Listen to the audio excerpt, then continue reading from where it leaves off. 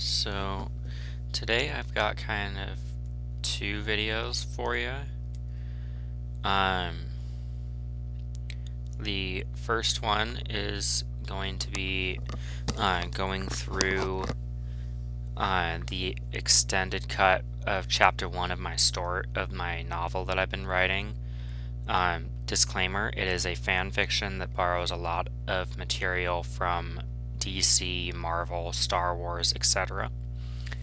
I'm going to be fleshing out different portions because one of my coworkers said that it was too quick paced and had a lot happen in the first page and a half, and the pace didn't slow at all. So I'm going to try and um, flesh out certain parts to elaborate and make it seem um, better structured, I guess. So let's get started on that. I originally wrote this first chapter on May the 4th Be With You 2014 as part of an adaptation of a school assignment. The school assignment was to write about a dream, and that's what this started as, was a dream. So let's get started here. It starts off with a narrator explaining what's going on in the beginning of the story, and the narrator pops up a couple times throughout the entire run of the story, which I'm on like chapter 64 now, and the narrator still has things that are said by the narrator. I haven't assigned an actual person as the narrator. For a little while there was someone assigned to it, but I've decided to move away from that and just have it be an unnamed narrator. So let's get started here. One day, 15 years into the future, Isaac Deloy, who has a interest in Kryptonian powers and other superhero material, found a Kryptonian memory crystal in a demolition site in Seattle, which gave him and his whole family, entry-level superpowers that are identical to those of Superman and Supergirl, including some of their one-off abilities like Superman's rebuild vision from A Quest for Peace, as well as being able to change one's appearance like Supergirl does, who goes from being blonde when she's in her super suit to a brunette when she's hiding among regular people. The next morning, Isaac woke up to a hole in his roof from his new heat vision ability that he didn't know how to control yet. He spent the next 3 years training alongside Supergirl and Superman to control his powers, since the powers he had were identical to theirs at this stage in his power development. And his training was quite extensive. He learned one ability at a time, how to hone and control it, and then he would move on to the next power. Once he had mastered all his powers, he called his girlfriend and had this to say. Then it switches to me over the phone. Hey Sky, could I come over? I have something crazy to tell and show you. Skylar, sure, there's something crazy I need to show you too, babe. How does 4 o'clock sound? That's 4 p.m. And so they meet up at 4 p.m. on June 15th, 2032, which for the sake of the story I'm saying is on a Saturday. I don't actually know what day of the week that is going to fall on.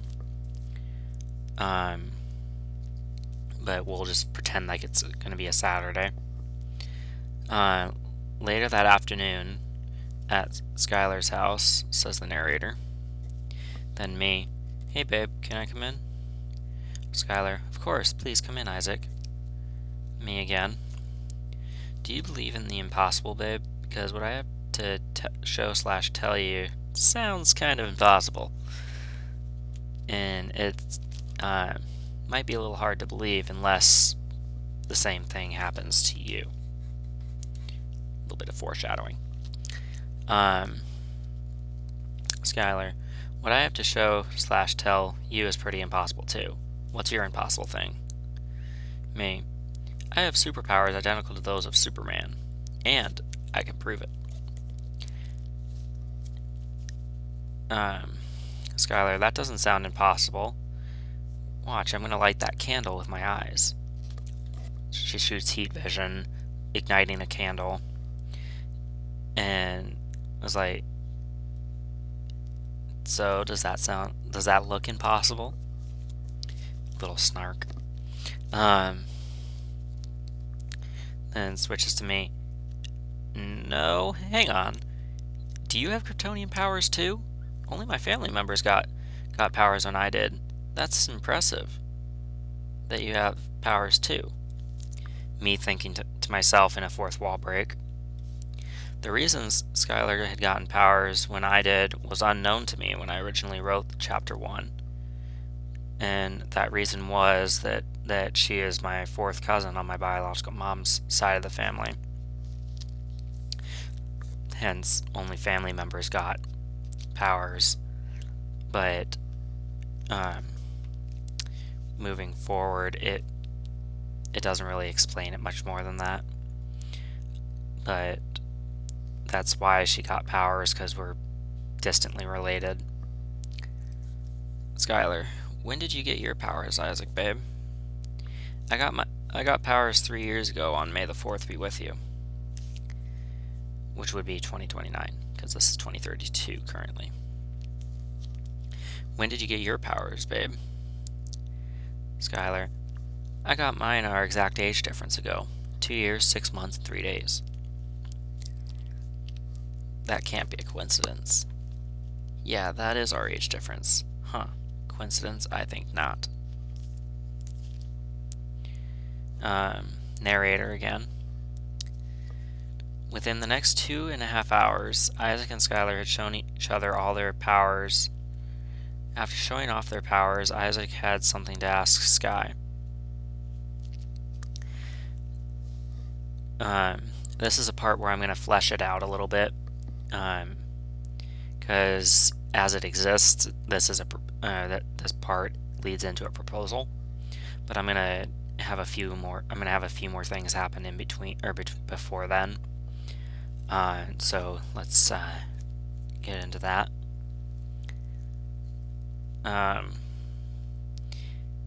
Me.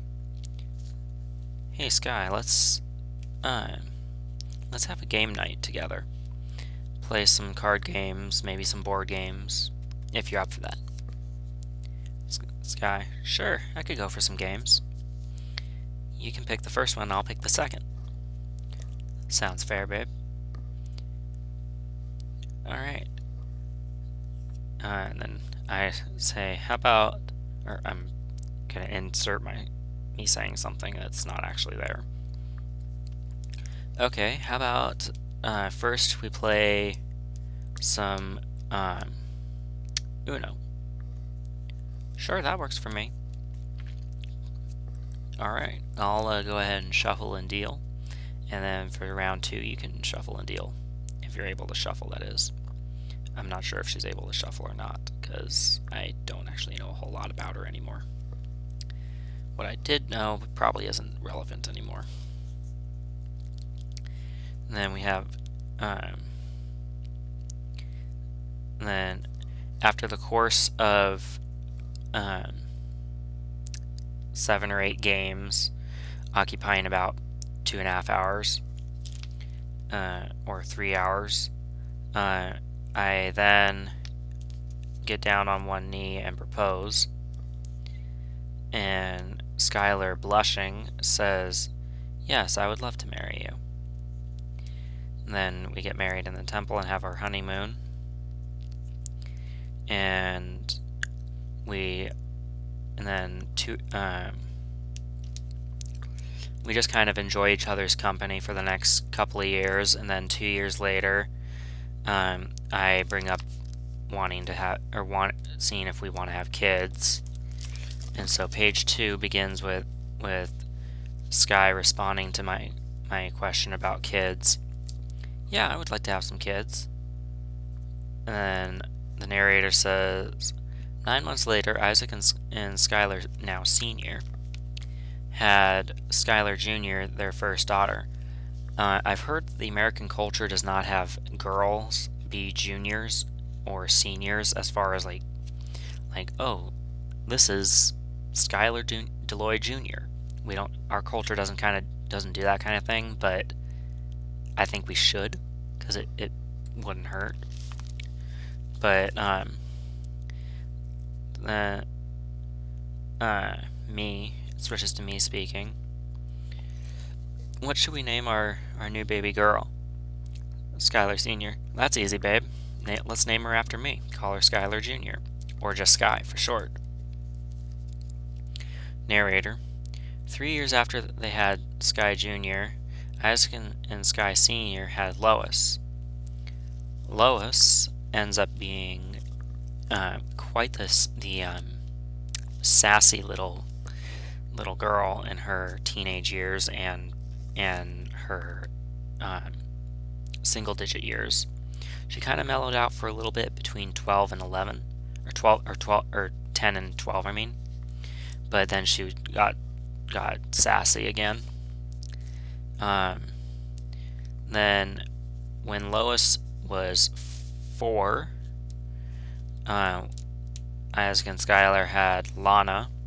When Lana was 3, they had Kara and adopted Lara, who are both the same age at this point, who are both newborns. Lara had been orphaned. Her parents were killed in a terrorist attack, and she was just at an orphanage and needed a loving family.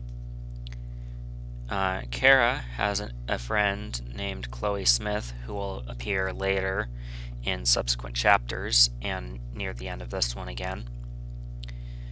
2 of Lara's friends are a brother duo named after Superman and his Kryptonian father, Jor-El and Kal-El, whose last names are Queen, like the Green Arrow. But there's no connection between Green Arrow and them. It's just the last name's the same. And then we find out that Lara met them in preschool, around 1st, 2nd grade, something like that. Then the narrator continues from announcing the proposal to saying, one day while Kara was in class, the principal, Lex Luthor the Ninth, apparently there's 8 others, and his grandfather, Lachlan Luthor the Eighth, apparently there's 7 others, came into the classroom with dual-colored kryptonite, which was green and red. A brief little introduction to green and red kryptonites. Green kryptonite is fatal to those with Kryptonian powers, and red kryptonite makes them darker, more edgy versions of themselves, almost borderline supervillain versions. In Smallville, it turned him into Clark into a bad boy, and in Supergirl, it turned her into kind of a devil-may-care type girl, who ended up throwing her Kara Danvers, aka her secret identity, her boss, off the top of a building, only to catch her mere seconds before she splattered on the ground. The mixture of the 2 kryptonites created a new Kryptonian hazard altogether, which from the distance between Kara and the kryptonite luckily only made her vomit violently. In class. Kara, I'm sorry, Principal Luthor. I'm badly allergic to meteor rocks like those. Could you please keep it far from me, sir? Principal Lex Luthor. Oh yes, I'm sorry, Kara. Mr. John Jones, aka the Martian Manhunter, who's undercover here. After class, can you try and separate these two colors? John Jones. Yeah, I could try to do that, Principal Luther. Just keep it away from Kara. Principal Luther. Sorry to have disturbed you again, Kara. Narrator, Lex to himself was thinking. Lex Luthor the Ninth thinking. Kara's allergic to kryptonite. Now that is remarkably interesting, given that she's human, not Kryptonian. Why could this be?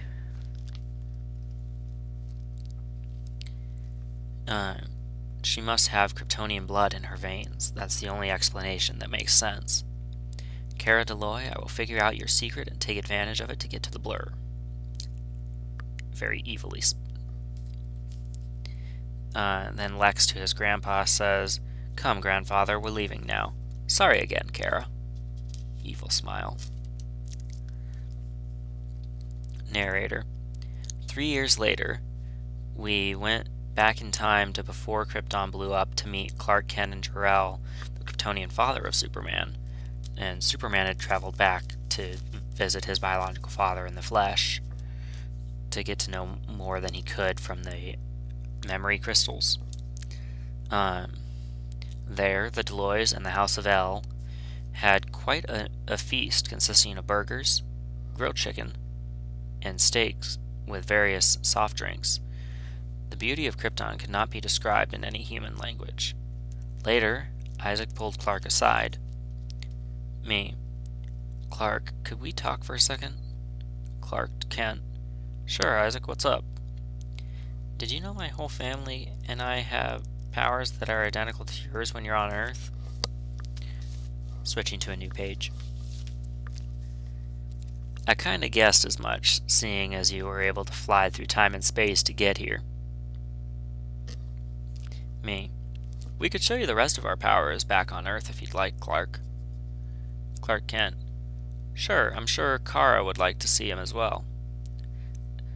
To distinguish Kara from my daughter Kara, we'll say Kara for my daughter and Kara based on Supergirl, the series, where she goes by Kara instead of Kara for some reason.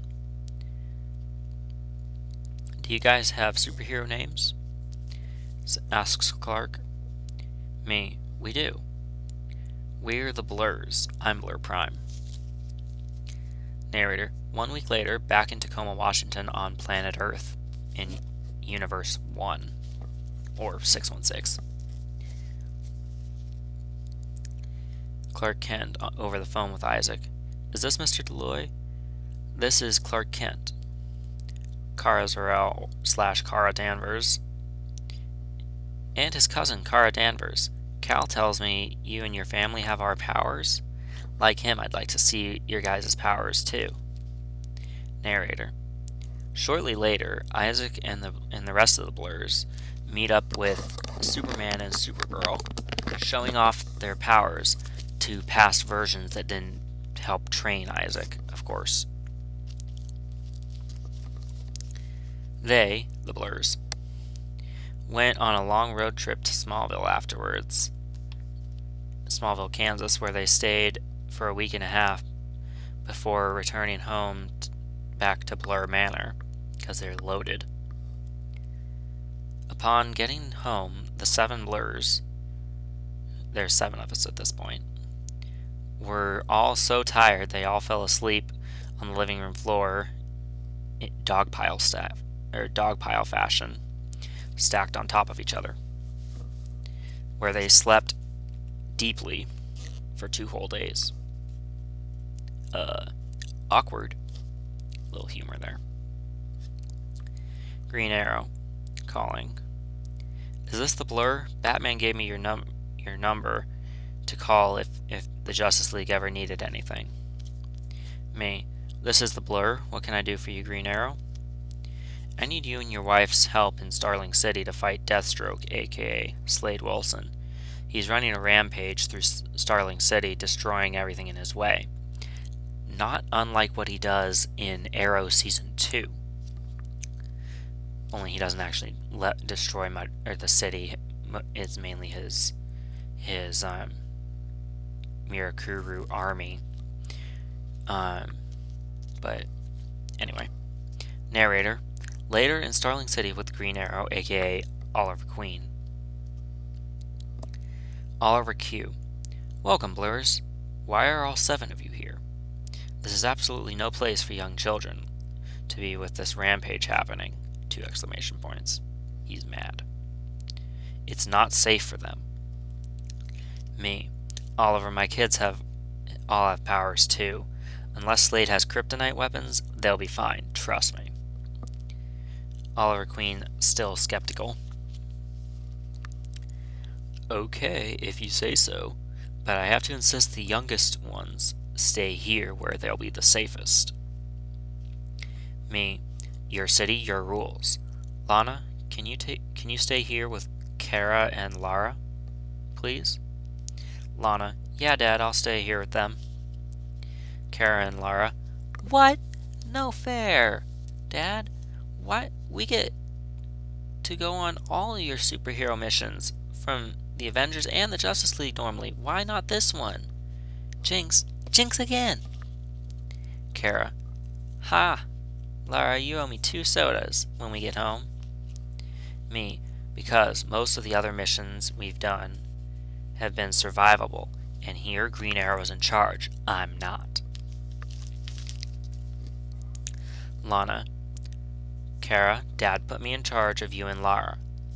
We're going to stay here and play games while we wait for Mom, Dad, Lois, and Sky Jr. to get back with Mr. Queen. Narrator. Shortly later, in the midst of a battle, the Blurs and Oliver work to defeat Deathstroke. Once they finally defeat and capture him, a portal to the island from X-Men Origins Wolverine opens, with Wolverine needing help fighting Deadpool, aka Wade Wilson, Deathstroke's Marvel opposite, or Marvel counterpart. Wolverine had already enlisted the help of Iron Man in his Hulkbuster armor. Within 10 minutes of the Blurs joining the fight, Deadpool was defeated and captured with metahuman power dampening handcuffs courtesy of Star Labs in the Flash. Me. Okay, let's go back to Green Arrow's HQ and pick up the girls so we can go home. That was way too easy, but okay. Narrator. The next day, the Blurs were home and cooked steaks with their heat vision, each to his or her favorite cook type. For Isaac, that was medium rare. For everyone else, it was well done.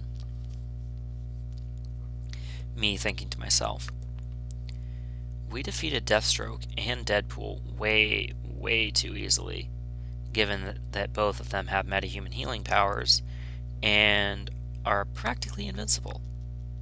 They're supposed to be harder than heck to defeat, but they weren't. I'm a little bit puzzled. I don't know about anyone else. Narrator. Later, at the Hall of Justice with Batman. Batman to me. Blur Prime, we have a slight security issue with those anti-heroes you apprehended. Unfortunately, by slight problem, I mean they've executed all the guards and escaped, leaving no one but the inmates at Arkham Asylum still all in their cells. So, there's a bright side. Most of the bad guys are still locked up. Narrator. Back to the day after Lex Luthor IX brought kryptonite to class, affecting Kara. He stole nuclear launch codes and ordered a missile strike on Kara's home. Fortunately, Isaac had received more powers since getting Superman's powers. Among his new powers was Spider-Man's spider sense and organic webbing. Organic web shooting powers, I should say. So when his spider sense went off, he had just enough time to get his family and all their belongings, while in flash time, into the Blur Cave beneath Deloy Manor, and seal it so that none of the kryptonite radiation could get to them, because they were kryptonite warheads. to my wife and daughters, "We're gonna be alright. The Blur Cave is blast-proof. Girls, I know you're all very scared, but we can rebuild Deloy Manor. All our belongings are here in the Blur Cave with us." The Blur Cave is my version of the Batcave, but obviously I'm not the Batman, so it has to be the Blur Cave since I'm the Blur. Sky Senior: "What the heck was that, and where did it come from?" Me: "That was a non-nuclear warhead." I'm pretty sure all warheads are nuclear, so I should just say missile. That was a non-nuclear missile with kryptonite as its explosive force, with C4 in there as well. I imagine this attack has something to do with what Kara told me happened at school yesterday. Excuse me. Which, if that's the case, Principal Luther just died as far as the Blurs are concerned. I'll be back soon. Keep everyone here in the Blur Cave in the meantime. Narrator: Moments later at Principal Luther's house, Isaac knocks on the door in his supersuit as the Blur. Lex Luthor the Ninth: "Ah, shrap. You survived my missile." Turning to a new page. We're on page 5 of, 9, I think. "Bad news for you, Luthor," in brackets, I said as I used my heat vision to behead Lex. Continuing quotations. "Rest in pieces, you murdering piece of trash." Or, filthy animal. "You won't be missed, that is for darn sure." Only he was by Lachlan and Lionel, his dad and granddad. Narrator: With Principal Luther dead, the Blurs were safe for the time being. It didn't take long, however, for Lionel, who I just mentioned, and Lachlan Luthor both to seek revenge for what happened to Lex. After seeing that Lionel's attacks without any kryptonite did very little to stop the Blurs,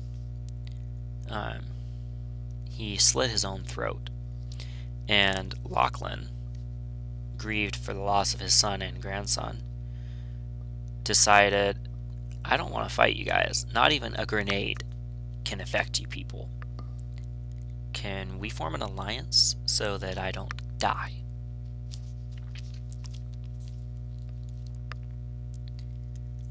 Me: "Very well, but I have one condition, Lachlan.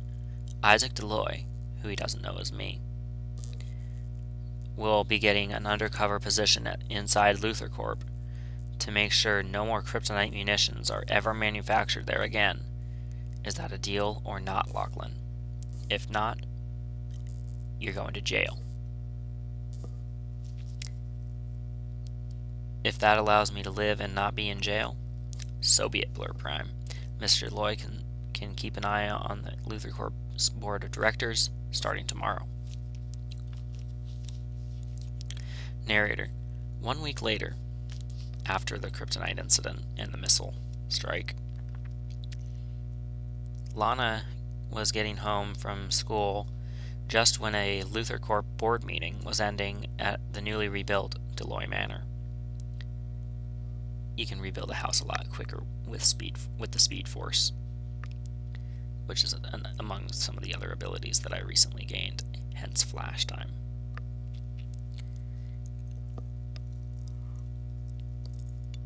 Where she saw Lachlan. Lana: "What the HE double hockey sticks is Lachlan Luthor doing in our house, Dad?" 3 exclamation points. She is mad. Lana Rose Deloy: "You watch your language, young lady." 1 exclamation point. "Mr. Luthor is my business associate with Luthor Corp and allowed to have meetings in our house." Narrator: 2 weeks later, Lara walked in on another Luthor Corp meeting at home and said almost the exact same thing that Lana had said 2 weeks previous. Only instead she said, "What in the force is he doing here again?" because we also got Jedi powers recently. Lois Deloy. He's here again? Freaking again? Dad, why did you keep having LuthorCorp board meetings here? You know it bothers us. Me. First of all, Lois and Lara, Lachlan and the rest of the board of directors of LuthorCorp are welcome to hold meetings here. I volunteered our home. Lois, I'm surprised you of all my daughters didn't cuss Mr. Luthor out. You must have had a great day today, because otherwise you would have, contrary to how you've been raised. Lois Deloy, flashing a ring on her finger.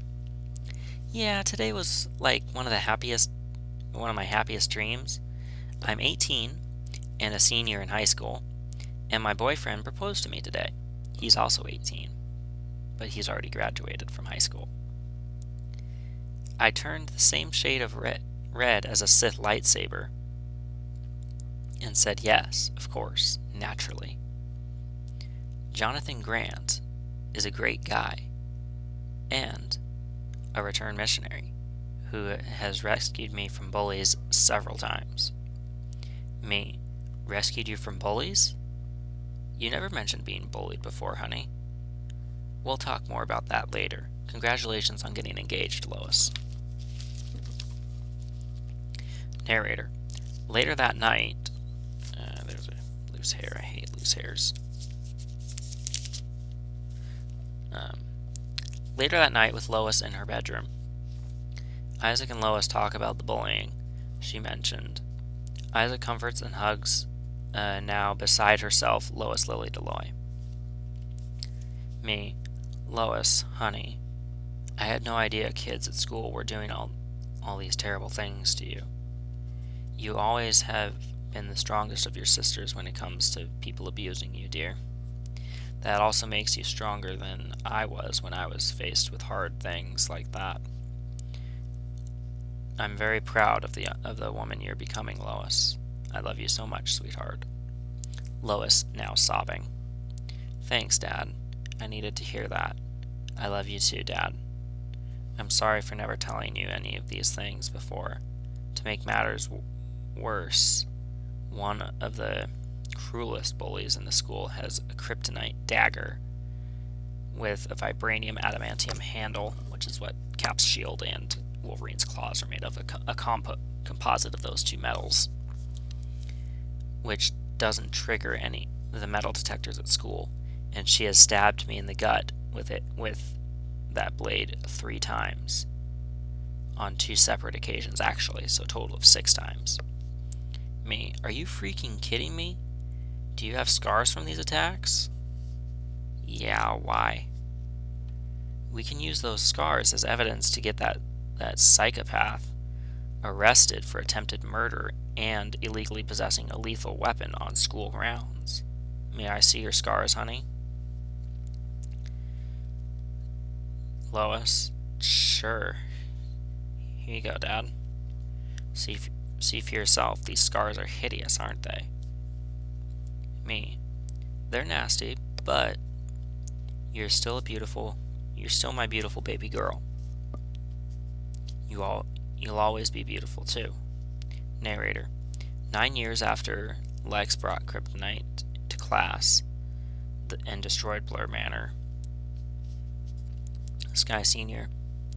Hi, babe. The younger girls and I want to go see the Lego Movie 12. It seems like that's not going to end up being a thing. As a family tonight, Sky Jr. and Lois said if the rest of us go, they were willing to join us and would love to see the movie as well. They just want everyone to be a part of that. What do you say, babe? You want to go see it with us as a family? Me in a sarcastic voice at first. I don't know. Let me think about it. Yeah. I want to go see that with our family of 7 blurs. Sky Senior. Going forward, I'll just call her Skylar. You let Lois know, and I'll let Junior know. We're having a family movie night to see the Lego Movie 12. Again, I don't think that's going to end up being a thing.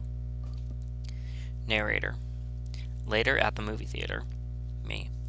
Hey babe, could you take the girls to their seats? I'm going to get concessions. Narrator. Halfway through the movie. Kara. I gotta use the bathroom, Dad. You have connections in this theater, don't you? Could you have them pause the movie so I don't miss anything? Me.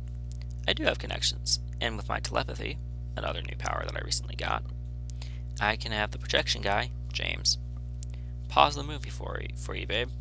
Kara. Thanks, Dad. New page. Me telepathically to James, the projection guy. James, pause the movie, please. One of my daughters has to use the bathroom and doesn't want to miss anything. James, not at all surprised by Isaac's telepathy. Of course, I'll pause the movie, Mr. Blur, sir. Me to Kara. Okay, baby girl. Let's take you to the bathrooms, sweetie. Kara. We'll be back, Mom. Sky Sr. Okay, sweetheart. Narrator. Isaac takes his daughter, Kara, to go to the bathroom. He waits outside the bathroom for her to finish and wash her hands. Then they both go back into the screening room for the Lego Movie 12. Me telepathically to James. My daughter and I are back, James. You may resume the movie, sir. Jason replies in his head thoughts, which is a Gungan phrase from Star Wars. Yes, sir, I'm on it like fur on a Wookiee. Ha ha ha. I think that's funny. Narrator. After the movie, the Deloys return home to Deloy Manor, where they decide to put on the original Lego Movie from 2014. The next day, Isaac and Kara found silver kryptonite, which made them both super duper paranoid of everyone except themselves, irrationally so. Which is the same effect silver kryptonite has on Clark Kent in the TV show Smallville.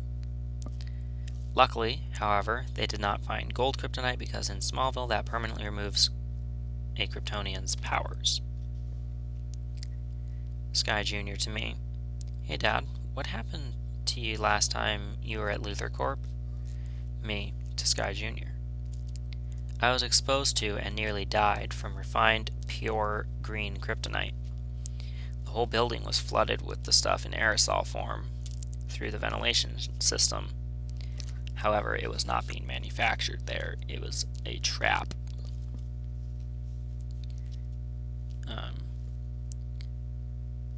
Sky Jr. You're kidding. How did that happen? Was it a trap? Me. Why, yes, it was. Set by the new CEO who didn't like having a Kryptonian on the payroll. Lex Luthor's sister, Lena Luthor. Sky Jr. Dang. That is super evil. I guess that's the Luthors for you, though, isn't it? Not every Luthor stay is bad. Lachlan Luthor saved me from the trap, sweetie.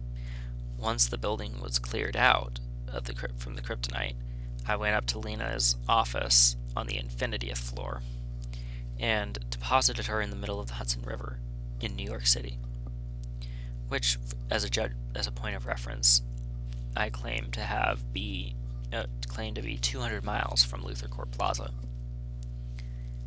I later flew back and rescued her before she could drown or freeze to death, because it was in the and took her to a nice to the nearest sauna to warm up back up, because the water in the Hudson was a balmy 39 degrees Fahrenheit at the time. Balmy. Narrator. Meanwhile, at the Hall of Justice, Batman answers a distress call from Central City where he can't understand what the Flash is saying because he's talking too fast. Batman overcomes. Flash, slow down. I can't understand what you're saying. Flash overcomes. There's an invasion here in Central City. The vicious white Martians, not to be confused with the Martian Manhunter, who is a green Martian, are attacking. Narrator. Batman and Superman went to help Flash with his Martian problems. Within an hour, all the invaders had been captured and locked up at an extraterrestrial containment facility. Meanwhile, at Deloy Manor, not Blur Manor, I mean it is Blur Manor, but Anyway, Lois Deloy, I wish Batman would help me deal with my new principal. His name is Alexander Olsen, who I came up with out of the blue. I'm not aware of any Alexander Olsen in any continuity. And he's worse than Lex was for Kara. He purposefully left a large quantity of green kryptonite in my locker to assassinate me. If I had stuck around near my locker any longer, he would have succeeded and I wouldn't be here. Could you help me stage an accident for Principal Olsen, Dad? Lois, don't stoop to murder, or you'll be no better than Principal Olsen. Not to mention, it's better to have him arrested for what he did instead. Now that would be justice, not revenge. Besides, Lois, you're not dumb enough to kill. You're way smarter than that. Lois D. Dad, if you, Batman, and I hadn't pulled Lena out of the Hudson River when we did, she would have frozen to death or drowned. Like the victims of the Titanic, when the iceberg sunk the ship and split it in half, killing DiCaprio. That would have made you Lena's murderer, Dad. Don't tell me I'm not a murderer when you almost did just that. And since you beheaded Lex Luthor IX to rescue Kara, of course. Lois, in that scenario, it was Kara or Lex. Of course I would save her no matter what. But what you're talking about is different. Lex was armed with a pistol loaded with kryptonite bullets. We only kill in self-defense, and even then it's a last resort option only. Lois, Dad, I don't think what you're saying is any different from what I said we needed to do to Principal Olsen. You only killed Lex to save Kara and the rest of us, right? That means he absolutely had it coming. I want to know what Lex said to you that day. Me. That's right, I only killed him to protect my family. He blew up our house with a kryptonite missile, remember? That was before he kidnapped and threatened to kill Kara right in front of me. When I got there to where he was hiding, he said, Principal Luthor, while holding Kara Deloy hostage at gunpoint, if you so much as twitch closer to me, I'll blow her frickin' brains out with this kryptonite gun. I don't care what happens to me after that, because I would have struck a crippling blow against the Blurs that would tear you all apart from within, like Captain America Civil War did to the Avengers. Narrator, Lex didn't get to finish his threat due to being relieved of his head via heat vision. Lois, supercalifragilisticexpialidocious, which I had to look up how to spell. Dad, that sounded spectacular. Great save. Me. He also threatened to come after you next, Lois. After removing his head, I stabbed him with a vibranium dagger for good measure. Last page here. And it's not even a full page, see? Narrator. Yesterday, Lois spent the night at her friend Chloe's house. Told you she'd show up again, Chloe Smith. That same night, at Isaac's new job at the Central City Police Department, he heard over the police radio that Chloe Smith and Lois Deloy were getting targeted by a gang of killers with heavy kryptonite munitions. So naturally, he gave some lame excuse to the chief of police and zipped off to rescue the girls. And just in the nick of time.